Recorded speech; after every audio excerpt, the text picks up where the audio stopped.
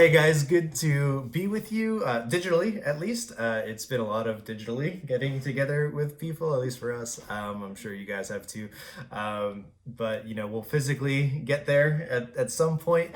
But let's be thankful, I guess, for the different technologies that we have for the time being. But thankful to physically be next to my wife, Kate. This is she. If you don't know her, you should. She's awesome.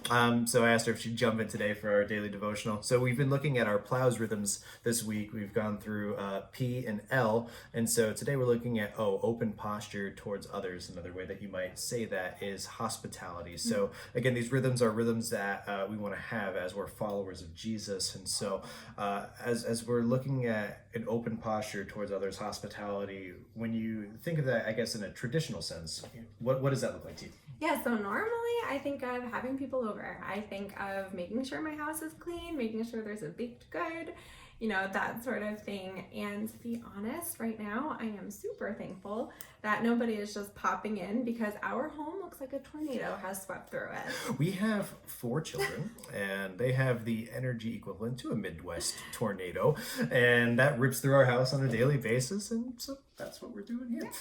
We are loving the extra time with the kids for sure, but it's crazy. So as we've been looking at just hospitality and just thinking through that today, the verse that Kate and I have come back to time and time again was Hebrews 13 verse 16. It says this: "Do not neglect to do good and to share what you have, for such sacrifices are pleasing to God."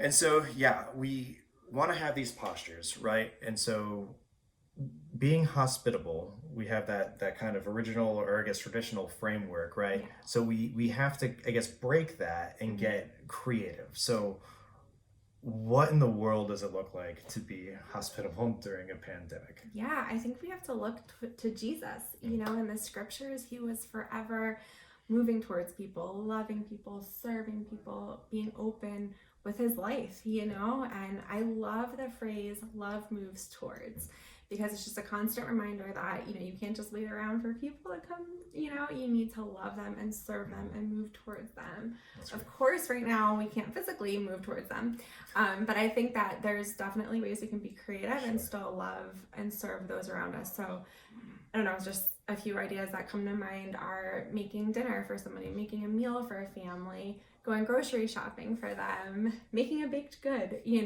or it could be as simple as sending a text or making a phone call to a friend, checking in. Hey, how you doing? What's going on? What are you struggling with right now? What's hard?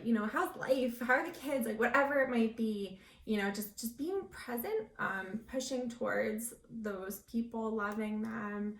And it can be uncomfortable, but I think that it's just super important right now to just love those around you, just like Jesus loves us.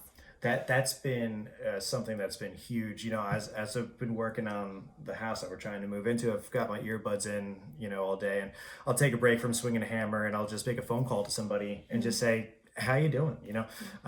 Sometimes that's a very short conversation, and sometimes it's longer, but it's always well received. Sometimes it's the only conversation that person has had where somebody has checked in on them during the day. Where somebody has tried to reflect the love of Christ towards them. And so I know for me, at least, when people, give me a call and check in, like, I so appreciate it. And sometimes, I can say things are great.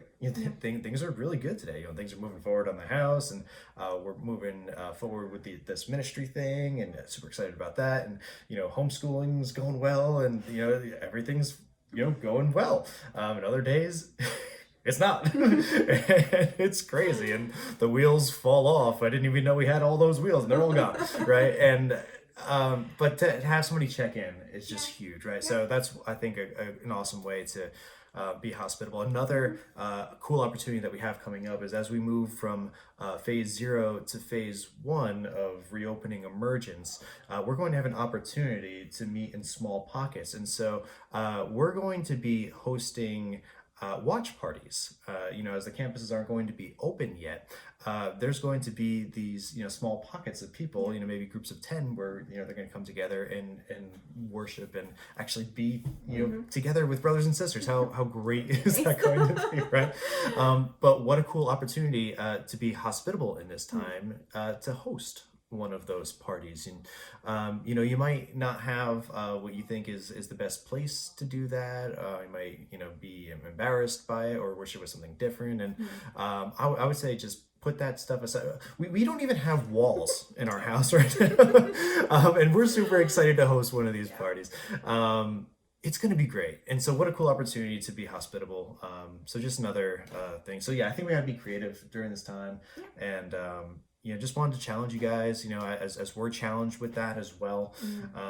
And just to think creatively and to just be bold and take some of those steps forward, reach out to people in those different ways, use the gifts that the Lord has given you. And yeah, maybe host a party to watch the sermon once we get to that spot. Super excited for that. Me too. I hope that's encouraging to you guys. It certainly has been to us as we've been thinking through this and talking through this today. Hope you guys are well and stay well. We'll see you tonight at Worship Wednesday. See you.